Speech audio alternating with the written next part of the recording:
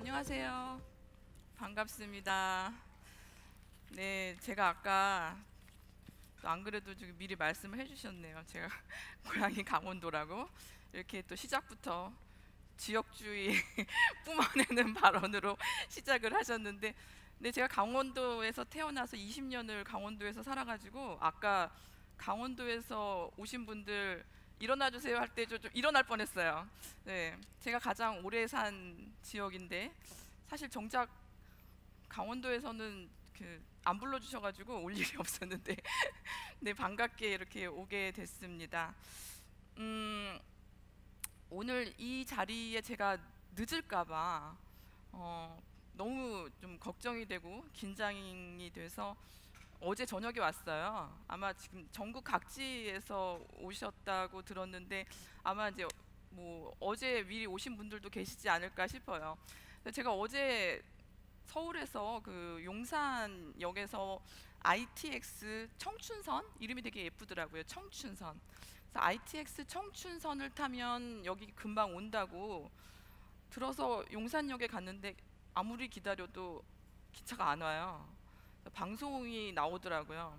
그 철도 파업의 여파로 지금 이제 기차가 중간중간 빠져서 좀 다음 기차를 이용해 달라고. 그래서 제가 한 2시간 가까이를 좀 추위에 떨며 플랫폼에서 기다리다가 이제 어제 밤에 겨우 왔어요. 근데 제가 분명히 그 뉴스에서 철도 파업한다는 걸 봤거든요. 근데 그걸 제가 보고도 제 일상에 직접적으로 영향을 끼치지 않는 문제이다 보니까 보고도 금방 잊어버렸어요. 그래서 내가 파업한다는 걸 보면서도 내 피부에 닿지 않으니까 잊었구나. 정작 제가 직접 불편함을 겪고 나서 파업한다는 걸 딱 인지를 한 거죠. 안다는 건 참 불편한 거예요. 그리고 우리가 이제 이런 불편함을 통해서 보통 어, 알아가는 문제들이 많지요. 이제 불편하지 않게 알아가는 경우는 사실 굉장히 드뭅니다. 다 불편하고 또 무언가를 우리가 바꾸고 변화하는 과정은 다 불편해요. 자, 그런데 우리가 지금 이제 파업을 한다고 제가 얘기를 했죠. 이제 오늘부터 정상적으로 운행을 한대요. 자, 파업을 하는데 대체로 이제 파업을 할 때 그 뉴스에서 이런 식으로 나옵니다. 시민들 볼모로 파업, 시민들 발길이 꽁꽁, 시민들 불편. 그래서 뭐 시민들 인터뷰하죠. 뭐 시민들 인터뷰하면서 너무 불편해요. 어쩌고 저쩌고 이제 블라블라 하면서 불편, 이제 불편에 우리가 많이 이제 집중을 하고 불편에 초점을 맞추게 됩니다. 정작 파업을 왜 하는지는 열심히 알리지 않고 불편하다는 것에 초점을 맞추게 되죠. 지금 파업을 왜 하고 있죠? 음, 인원 충원과 정규직 기타 이제 그런 이유로 파업을 하고 있죠.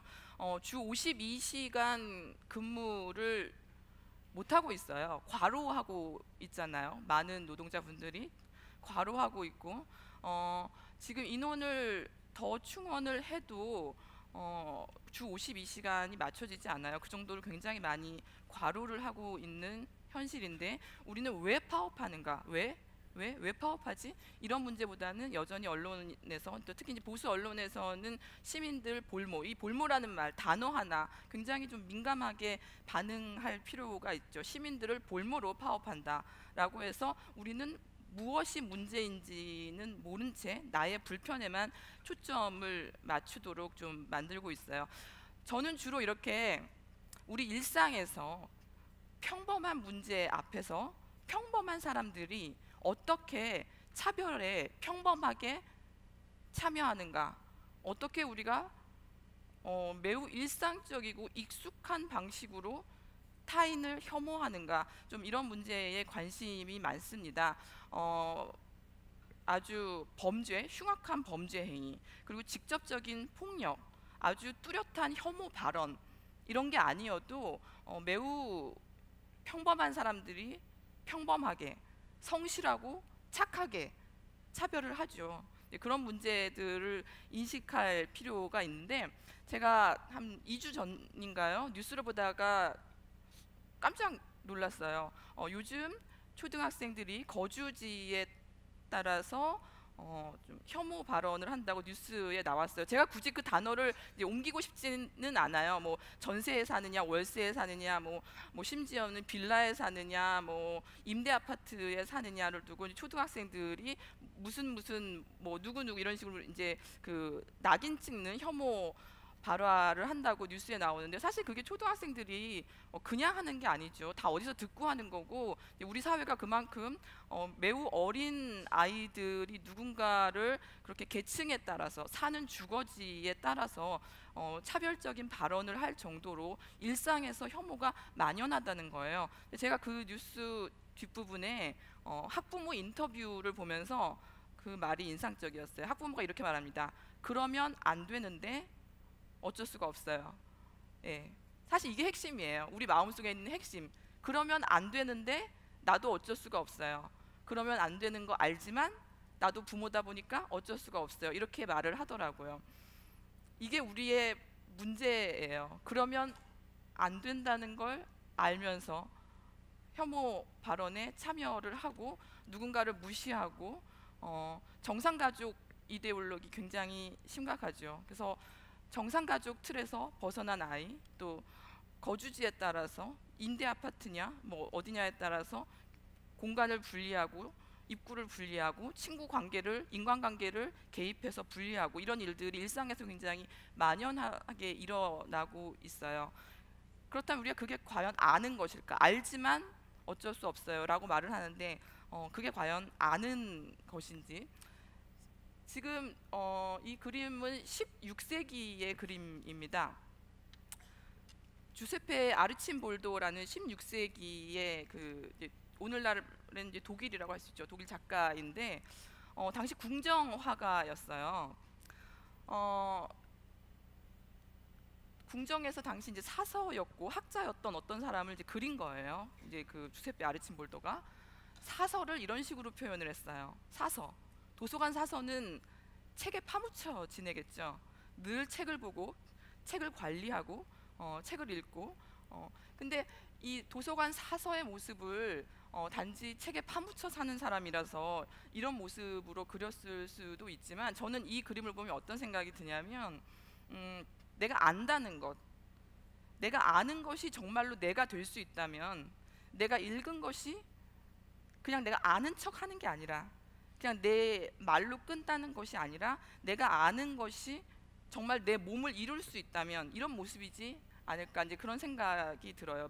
우리가 흔히 말과 실천, 언행 일치가 안 된다, 이제 그렇게 말을 하잖아요. 아는 것과 실천하는 것이 분리가 되어서는 안 되는데, 현실적으로 많이 분리가 돼요. 그렇다 보니까 제가 조금 전에 말씀드린 것처럼 알지만 어쩔 수가 없어요. 이제 이런 식으로 합리화를 하죠. 그래서 알지만 어쩔 수 없는 인간이 아니라 정말 아는 것으로, 내가 아는 것으로 정말 나를 이렇게 구성할 수는 없을까? 정말 나를 이렇게 바꿀 수는 없을까? 어렵죠. 어려워요. 그리고 뭐 자칫 모든 걸 다 개인의 탓으로 돌릴 수 있고, 그러자는 이야기는 아닙니다. 우리가 모든 걸 다 개인의 탓으로 돌릴 수도 없고, 나 개인이 세상을 다 바꿀 수도 없어요. 그럴 수는 없지만 적어도 나 자신을 합리화하지는 말고, 어떻게 나 하나라도 세상을 바꾸지는 못해도, 저도 그래요. 세상을 바꾸지는 못해도 적어도 나는 바꿔야 하지 않나. 내가 바뀌고 한 명 한 명이 바뀌면 바꿀 수가 있겠죠. 그래서 저는 이 그림이 16세기 그림인데 당시 그 르네상스 시기의 주류 화풍은 아니에요. 당시에는 이제 이런 그림을 그리지는 않았죠. 굉장히 독특한 아르침볼도의 개성 있는 그림인데, 이 그림 말고 아마도 그 과일이나 채소로 얼굴이 만들어진 그런 그림 보시면 좀 더 익숙하실 거예요. 오늘날에 와서 이제 초현실주의, 20세기 초현실주의 작가들에 의해서 다시 좀 재평가받고 재발굴되고 훨씬 더 과거보다 인기 있는 작가가 되었죠. 당시에는 조금 개성 있고 주류에서 벗어났지만 빛나는 개성은 시간이 흘러도 살아남는 것 같아요.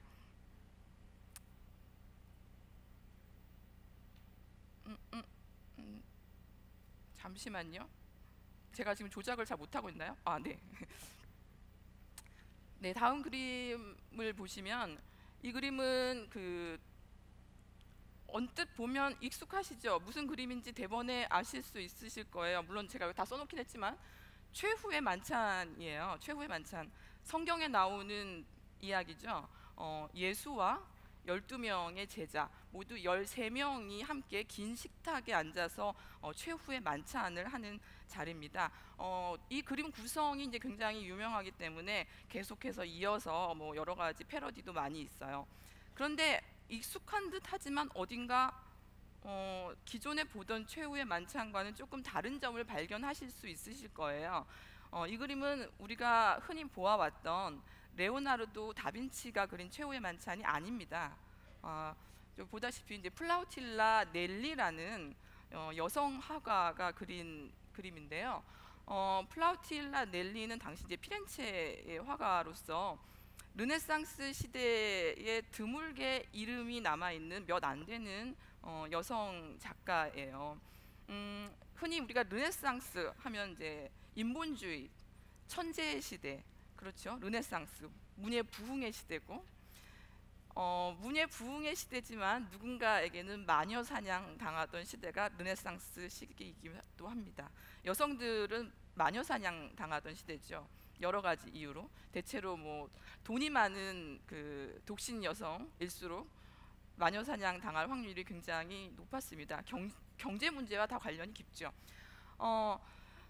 레오나르도 다빈치, 미켈란젤로, 라파엘, 우리가 흔히 그 대표적인 그 르네상스 시대의 천재 화가라고 알려져 있어요.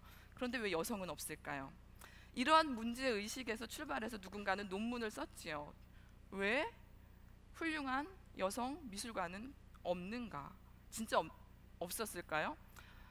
여성이 왜 없었을까에는 우리가 이제 두 가지 문제가 있어요. 상대적으로 정말 없기도 했고요. 다른 하나는 그나마 있었던 여성들도 기억하지 못한다는 겁니다. 기록에서 없어지기도 하고 또 기록을 발견하지 못하기도 하고, 플라우틸라 넬리 같은 경우는 드물게 당시에도 기록이 남아있는 아주 드문 경우예요. 수녀였죠. 수녀였고 화가였고. 그런데 지금 이 그림이 가지는 의미가 뭐냐면, 우리가 매우 익숙한 주제, 최후의 만찬, 굉장히 익숙해요. 우리 뭐 종교와 상관없이 뭐 교회를 다니지 않아도 최후의 만찬이라는 주제 굉장히 익숙해요. 그런데 이 익숙한 주제를 당시 여성들은 도전하기가 어려웠어요. 여성 화가도 드물었지만 여성 화가에게는 주제와 소재가 좀 제한되어 있었어요. 종교적인 주제, 거대한 종교적인 주제, 신화, 역사, 이런 주제들을 여성들이 좀 다루지 못하도록 사회적 분위기가 형성이 됐고, 여성들은 대체로 그래서 초상화를 많이 그렸습니다. 그것도 이제 뭐 왕이나 뭐 귀족 남성에게 가까이 다가가서 초상화를 그리기는 조금 상대적으로 어렵다 보니까 왕비나 아니면 귀족 여성 앞에 다가가서 이제 초상화를 그리기가 더 쉽죠. 아니면 가장 여성 화가들이 가장 쉽게 그릴 수 있는 소재는 바로 자기 자신이었어요. 그래서 르네상스 시대 여성 화가들의 그림 중에는 그나마 자화상이 많습니다. 다 이제 그런 이유가 있죠. 이제 그런 맥락 속에서 미술사도 이제 펼쳐져 왔고요. 이 그림은 플라우틸라 넬리가 그 척박한 환경에서, 여성 미술가에게는 상당히 쉽지 않은 환경에서 최후의 만찬이라는 굉장히 이제 거대한 주제에 나름 도전한 작품이에요. 1560년대, 16세기잖아요. 21세기 우리는 과연 얼마나 달라졌을까요?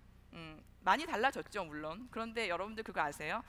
작년에 미국에서 최초로 오디세이아 알죠? 그 일리아드 오디세이, 그 호메로스가 쓴 오디세이아를 영어로 지금까지 번역된 책들 중에 여성 번역자가 없었습니다. 오디세이아를 모든 그 영어판은 이제 모든 남성이 번역을 했어요. 작년에 최초로 미국에서 여성 번역자에 의해서 오디세이아가 번역이 되어 나왔습니다. 그러니까 지금도 무슨 뜻이냐면, 그 오디세이아가 뭐예요? 모험 서사죠. 영웅, 남성 영웅이 귀환하는 거대한 이제 모험 서사인데, 그런 모험이나 아주 큰 그 귀향 서사는 여전히 남성이 다뤄야 한다는 편견이 있기 때문이죠.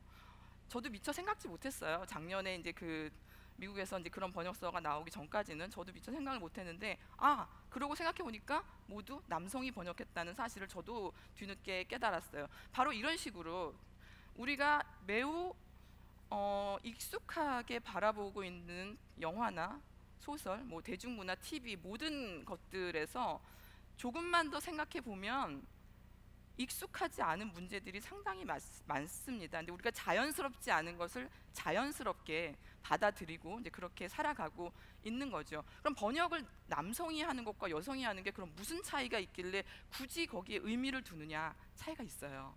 일단 호칭부터 다릅니다.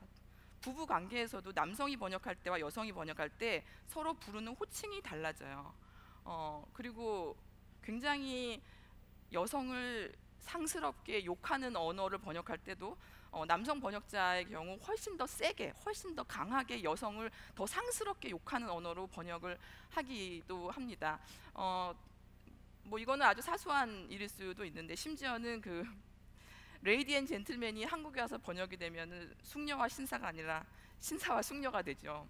네, 순서까지도 바뀌는데 그렇게 신사 숙녀라고 꼬박꼬박 바꿔서 부를 정도로 남성을 앞에 두지만, 한번 생각해 보셨어요? 우리 욕을 할 때, 제가 지금 이 자리에서 차마 욕을 하긴 좀 그런데 우리 욕 알아서 상상하세요. 네, 우리 욕을 할 때는 그 여성을 욕하는 단어가 앞에 와요. 뭐 니은 니은 있죠. 뭐 재밌지 않습니까? 레이디 앤 젠틀맨도 번역을 해서 꼭 숙녀와 신사가 아니라 신사와 숙녀라고 번역을 하면서 왜 욕을 할 때는 여성을 앞에다 세울까요? 우연이 아니에요. 우연이 아니고 국어학자나 언어학자들의 분석에 의하면 이거는 우연이 아닙니다. 좀 더 여성에게 모멸감을 주는 말일수록 앞에 세우는 경향이 있어요.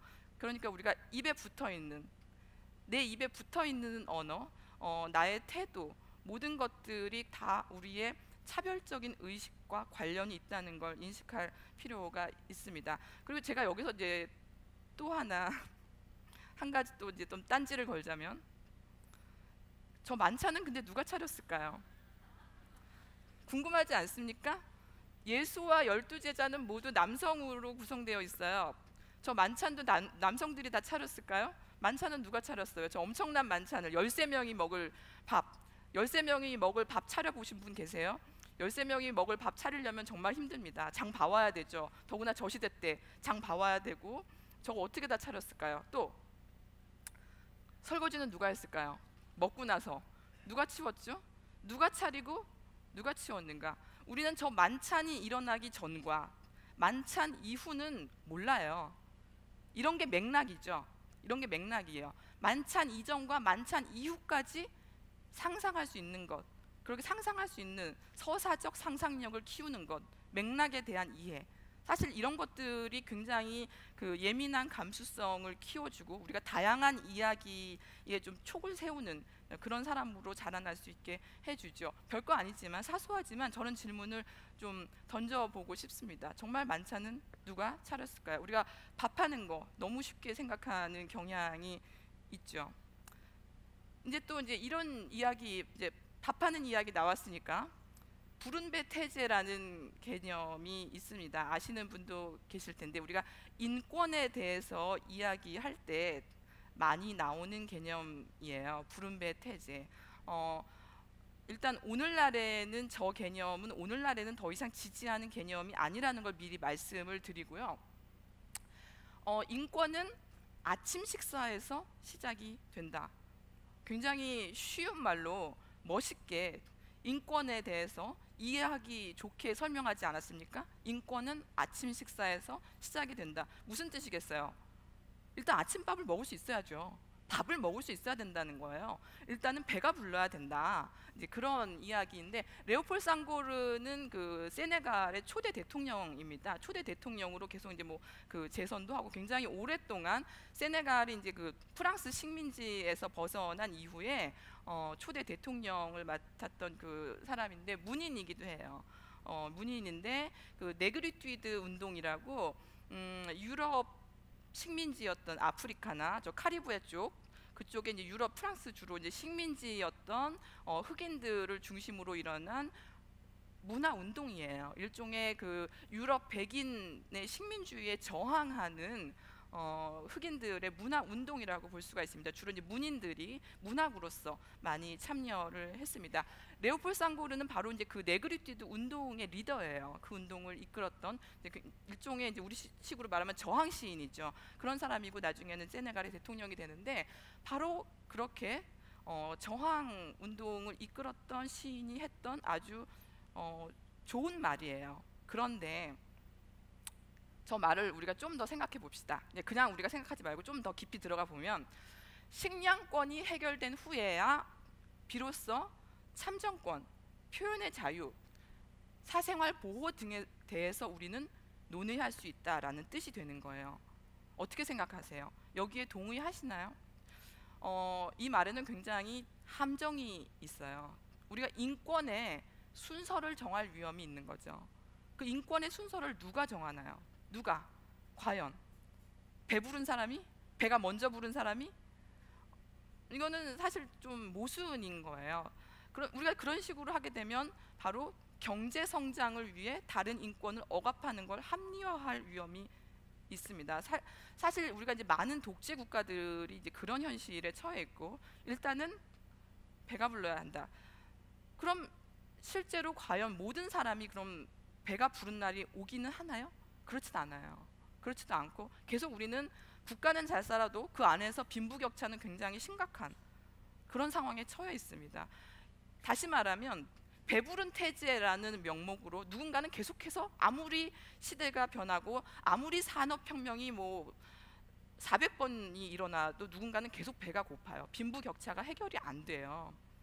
다시 말해서 우리는 배부른 태제가 가진 모순을 오늘날에는 다 인정을 하고요. 적어도 공식적으로는 우리가 이제 저 그 논리를 지지하지 않고 인권이 다 다양한 인권이 함께 가야 한다라는 논리를 지지합니다. 공식적으로 뭐 국제 그 인권 단체나 이런 데서도 무슨 말이냐면 경제 문제, 그러니까 배부른 문제와 표현의 자유, 사생활, 참정권 이런 것들이 함께 갈 수 있다는 거예요. 맞는 말입니다. 빵과 장미가 우리가 선택하는 게 아니라 빵과 장미는 함께 가는 거죠. 실제로 한국에서도 80년대 우리가 노동운동 한창 할 때 그 노동자분들이 가장 회사의 요구사항을 얘기를 할 때 우리가 언뜻 생각할 때는 뭘 1순위로 얘기했을 것 같아요? 임금 인상일 것 같죠. 그런데 그 실제 자료에 의하면 당시 그 노동자분들이 가장 1순위로 갈망했던 게 뭔지 아세요? 두발 자유. 그게 무슨 뜻이겠어요? 개인으로서 인격체로서 존중받고 싶은 겁니다. 노동자들이 이제 머리를 짧게 깎아야 되는 상황이었죠. 당시에 우리가 머리를 그 두발 자유가 없는 집단을 생각해 보세요. 두발 자유가 없는 집단 누구예요? 죄수, 군인. 이제 그 청소년들, 학생들은 이제 좀 개선이 됐죠, 많이. 그러니까 뭐 군인이나 죄수 같은 죄수는 징벌의 의미가 있고 죄수는 뭐 어떤 그 군인은 그 업무의 특성상 여러 가지 우리가 뭐 더 이상 더 담론이 필요하겠지만 아무튼 그렇다면 노동자는 왜 당시에 두발 자유가 없었을까요? 그야말로 노동하는 기계로 보는 거지 인격체로 존중받지 못했다는 뜻이잖아요. 당시 노동자들이 그토록 갈망했던 것 중에 하나가 두발 자유, 굉장히 상징적인 의미고 우리가 많이 생각해 볼 필요가 있어요. 그러니까 이제 부른배 태제가 가진 모순이 이제 그런 문제에서도 드러납니다. 많은 사람들이 자신의 사생활 보호, 표현의 자유 굉장히 존중받고 싶어 하죠. 내 사생활이 보호되지 않고 배가 부른다?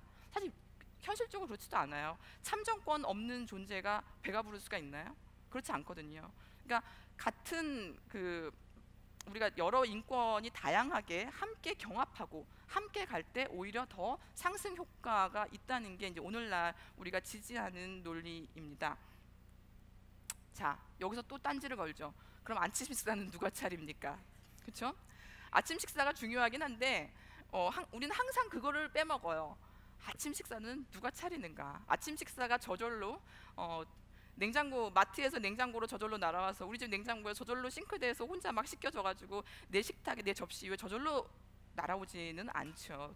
다 누군가의 노동이 필요합니다. 우리 일상의 맥락을 이렇게 계속 생각하다 보면 일상의 맥락을 자꾸 생각하다 보면 어때요? 피곤하죠. 그래서 이렇게 피곤한 사람들을 향해서 우리가 하는 말이 있습니다. 진지충. 진지충이라는 말이 몇 년 전에 나왔을 때 제가 굉장히 좀 놀랬어요. 정말 벌레들이 나오다가 이제는 세상에 진지충까지 나와버렸네. 뭐 선비질, 뭐 선비충, 뭐 별 말이 다 있어요. 뭐 설명충. 어, 물론 좀 분위기 파악 못하는 사람이 있죠. 없다는 건 아니에요. 뭐 있긴 있는데 흔히 그렇게 말을 하죠. 음, 웃자고 한 얘기에 죽자고 달려든다. 왜 개그를 다큐로 봤냐 그러는데 권력 관계를 잘 생각해 볼 필요가 있습니다. 웃자고 한 얘기 주로 웃자고 한 얘기를 했는데 기분 나쁜 사람은 누구고 별로 이렇게 적절하지 않은 개그를 자꾸 하는 사람이 누군가, 웃기지도 않은데 웃어줘야 하는 사람이 누군가. 사실 유머가 굉장히 권력적인 행위예요. 그 유머를 자꾸 구사하려는 욕구도 그 약간의 그 지배욕과 권력과 관계가 있고, 상황을 자기가 지배하고 싶고 상대를 자기가 지배하고 싶은 그 욕구와 관련이 있죠. 그러니까 유머를 잘 구사하는 사람이 굉장히 매력적이잖아요. 되게 똑똑해 보이고.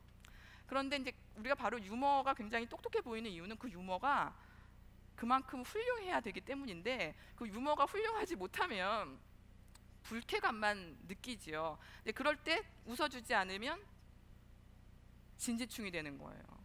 네, 저도 수시로 진지충이 됩니다. 그래서 이제 그렇게 이제 온갖 충이 나오다 보니까 제가 충을 보다 가장 충격적이었던 충은 유족충이라는 말이에요. 정말 유족, 우리 예를 들면 세월호 참사나 굉장히 끔찍한 그 사회적 참사잖아요. 그런 참사를 놓고 우리가 진실을 알고자 하는 사람에게 그렇게 낙인을 찍어서 유족충이라는 말까지 나왔다는 것은 사실 우리 사회의 기본적인 어떤 도덕성, 같이 살고자 하는 어떤 그런 태도, 이런 문제들을 좀 근본적으로 성찰해 볼 필요가 있어요. 사실 앞서서 장대익 선생님은 굉장히 인간의 배려와 뭐 이렇게 좀 좋게 긍정적으로 좀 이렇게 그래도 침팬지보다는 나은, 예, 그런 사람으로 말했는데 제가 자꾸 너무 좀 절망적인 얘기를 해드리는 것 같아서 조금 갈등이 되는데, 아무튼 우리가 이런 문제를 그래도 알아갈 필요가 있죠. 왜냐하면 실제로 벌어지는 일이고, 이거 다 제가 상상으로 만든 언어가 아니라 실제로 돌아다니는 언어고, 몇 년 전에 그 서울 광화문에서 그 유족분들이 단식 투쟁할 때 옆에서 폭식 투쟁이 있었잖아요. 정말 끔찍한 일이에요. 정말 끔찍한 일이죠. 이제 그렇게까지 이제 그런 상황을 우리가 그냥 가볍게 넘겨서는 안 된다고 생각합니다. 그렇게 사소하고 가볍게 하나하나 넘기다 보면 바로 이렇게 다 우린 다 벌레들이 되어버려요. 이제 그럴 수는 없는 거죠. 자, 바로 이렇게 생각하기는 싫고 내가 듣고 싶은 말만 해주는 게 가짜 뉴스죠. 가짜 뉴스가 이렇게 점점 증식하는 이유도 이러한 그 혐오, 반지성주의와 매우 밀접한 관계를 맺고 있죠. 반지성주의와 그 가짜 뉴스는 공생관계예요. 서로가 서로를 먹여 살리고 있죠. 반지성주의라는 게 이제 어렵게 생각하시기보다는 일단 지금까지 제가 말했던 그런 사소한 문제들, 사소한 일상의 문제들을 알기를 거부하는 태도라고 생각을 하시고 접근을 하시면 눈에 보이시는 게 아마 더 많을 거라고 생각을 해요. 하지만 생각은 하기 싫고 내가 원하는 말을 해주는 매체들이 요즘 굉장히 많죠. 가짜 뉴스, 그 흔히 카톡방을 통해서도 많은 정보들이 돌아요. 검증되지 않은 정보들. 요즘 유튜브 굉장히 심각하고요. SNS, 개인 SNS, 기자 우리가 이제 그 기자분들을 멸칭으로 기레기라고 하잖아요. 사실 그것도 굉장히 문제적인 표현입니다. 좀 지향하는 언어고, 그거 자체가 사실 가짜 뉴스와 굉장히 관련이 있거든요. 그러니까 언론에 대한, 물론 언론에 문제가 있는 건 비판하면 좋아요. 비판을 해야 되는데 우리가 기레기라고 불러버리면 그 다음부터는 사실 대화가 잘 안 됩니다. 그러니까 우리가 어떤 다른 사람을 벌레로 무슨 충 해버리면 그 다음부터는 그 낙인의 대상과는요 논쟁을 할 수가 없어요. 상대를 인간으로 보지 않고 나와 다른 벌레로 낙인을 찍은 다음에 무슨 논쟁을 할 수가 있겠어요. 이제 그런 식으로 다른 생각을 다 이제 잠식시켜 버리는 거거든요. 다른 생각을 다 죽여버리고 나와 생각이 다른 사람들을 다 이제 벌레로 만들고, 마찬가지로 물론 언론에 문제가 있으면 비판을 해야 되지만 기레기라고 불러버리면 기존의 가짜 뉴스가 정말 얼마나 심각한지 그런 문제들이 오히려 좀 흐릿해지는 경향이 있죠. 요즘 그 SNS에서 뉴스가 전달되는 방식을 제가 보다 보면, 관찰을 해보면 많은 분들이 제목만 보고 공유하는 경우가 많아요. 클릭해서 읽지 않고 제목만 보고, 그러니까 이게 악순환이에요. 제목을 점점 자극적으로 또 써요.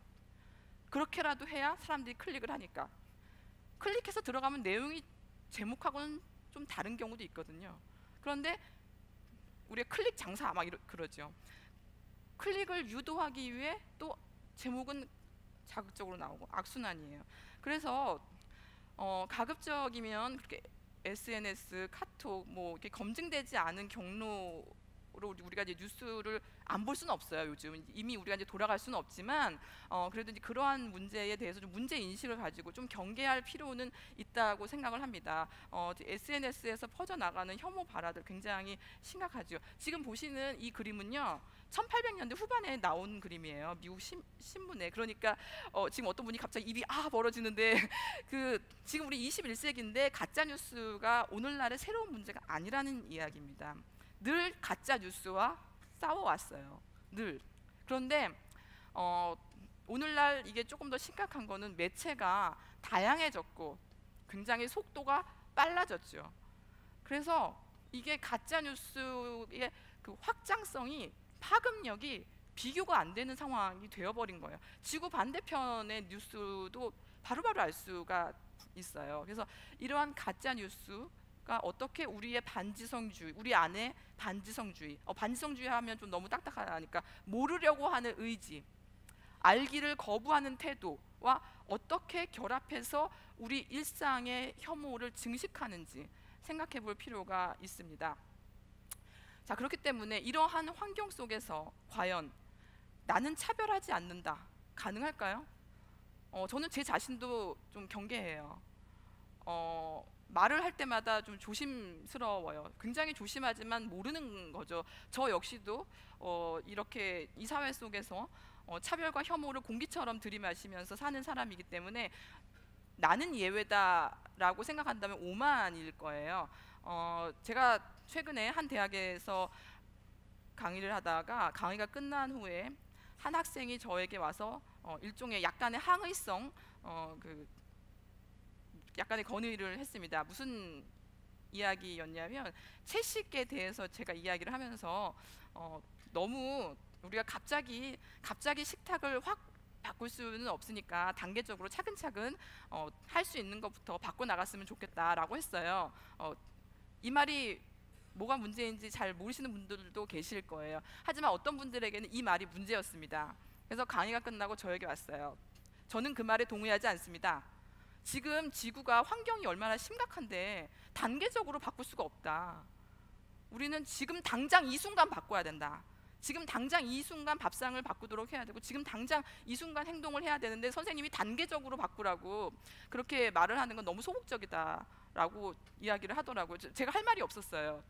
제가 할 말이 없고 죄송합니다 그냥 그랬는데 맞는 말이에요. 맞는 말이고, 근데 제가 차마 양심상 여러분 지금 당장 바꾸세요라고 말을 할 수가 없는 거예요. 그 말이 맞지만 제 양심상, 왜냐, 저도 지금 당장 바꾸지 못하는 문제가 있어서예요. 왜냐하면 저도 급하면 편의점에서 그 물을 사 먹고 이제 그 가지고 다녀야 되는데 어제 내려올 때 깜빡하고 못 가지고 왔어요. 그래서 저기 그 기차역에서 좀 하나 샀어요. 근데 이게 참 중요한 게, 내가 그러한 항의를 받기 전과 후에 분명히 저 자신에 대한 자기 검열이 달라져요. 제가 그러한 항의를 받고 나니까 점점 더 제 자신을 검열하게 되고 더 조심하게 됩니다. 분명히 그러한 효과가 있죠. 저는 그래서 다른 분들이 보기에는 이제 그런 분들이 너무 급진적이라서 불편하다고 생각하실지도 모르겠지만, 저는 그렇게 불편함을 자꾸 만들어서 우리가 그 기존의 체제에 좀 균열을 만들어 주는 분들이 좀 고맙다고 생각을 해요. 이제 그런 식으로 자꾸 이제 우리가 도전을 해야 기존의 권력 체계를 바꿀 수가 있죠. 마찬가지로 나는 차별하지 않는다만큼이나 제가 좀 경계하는 생각은 나는 차별받지 않았다입니다.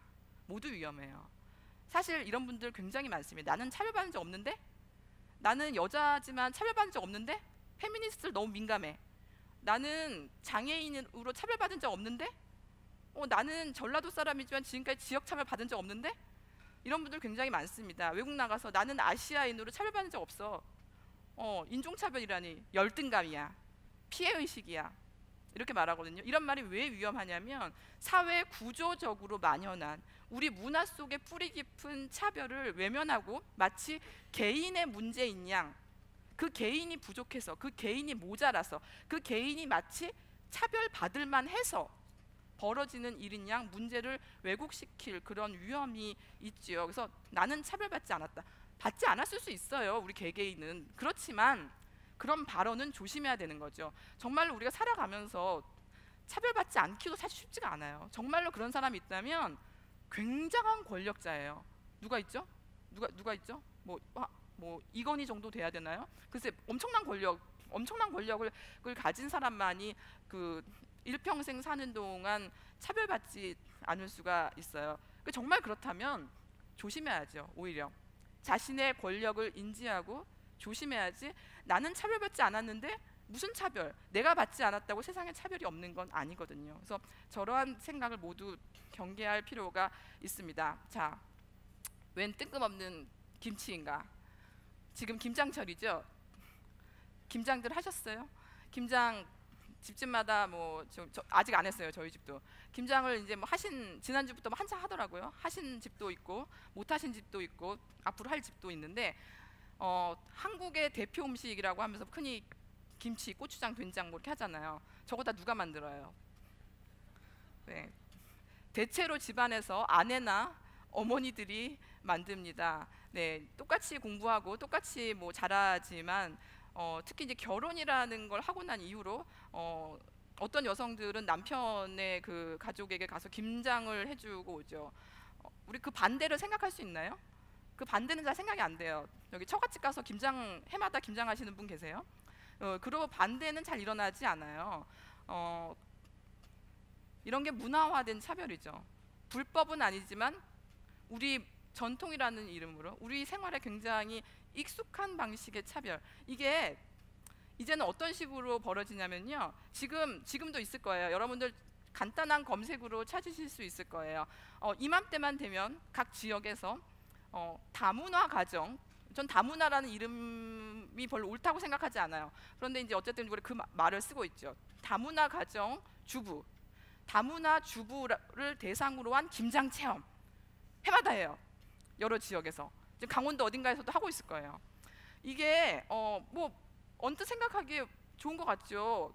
우리 한국에 와서 적응을 돕기 위해 이제 결혼 이주 여성들을 대상으로 한 김장 체험, 그들을 위한 배려인 것 같고 언뜻 좋은 것 같지만 생각을 좀 더 해보면 한국에 대한 문화적 동화 정책이에요. 이거는. 그러니까 결혼 이주 여성들을 대상으로 그들이 김치를 잘 만들고 고추장을 잘 만들면 한국인 다 됐네 그러거든요. 사실 김치 못해도 한국인 상관없거든요. 평생 김치 한번 안 담그고 살다가 가시는 남성분들 많아요. 우리는 그들이 한국인인지 아닌지를 따지지 않거든요. 장 한번 안 담그고 열심히 장 먹고 그런 사람들 굉장히 많아요. 그런데 우리는 왜 꼭 이주민들에게는, 특히 이주 여성들에게는 잘 먹는 걸로 끝나지 않아요. 남성은 잘 먹는 걸로 끝나는데 이주 여성은 김치를 만들고 고추장을 만들면 한국 사람 다 됐네 그래요.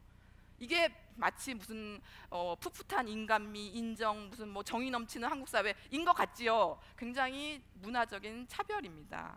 우리는 그들을 동화시키기보다는 반대로 생각을 해서 지금 그들의 밥상은 어떤 상태인가. 실제로 이주 여성들이 겪는 문제는요, 자기 집에서 자기 모국의 음식을 먹는데 눈치를 본다는 거예요. 이주 여성들이 한국 사회에서 잘 적응하는 여성들을 연구를 해보면요, 공통점이 뭐냐, 바로 그 남편의 가정에서 이주 여성들의 문화를 잘 받아주고 그 여성들의 그 모국의 음식을 그 남성의 가족에서도 가족들이 잘 먹는 경우, 그 여성들이 한국에서 잘 적응합니다. 다시 말해서 누군가의 적응을 돕는다는 목적으로 동화시키려는 것, 이것도 바로 차별입니다. 네, 사소한 게 이런 문제들을 파고 들어가다 보면 굉장히 많은 문제에 봉착할 수가 있어요. 불편하지요. 피곤해요. 근데 우리는 불편하고 피곤해야 합니다. 예를 들면 우리가 제가 어릴 때만 해도 장애인, 비장애인이라는 언어보다는 정상인이라는 언어를 썼어요. 지금 우리는 그 말이 얼마나 폭력적인지를 적어도 인지하는 사회에 살고 있습니다.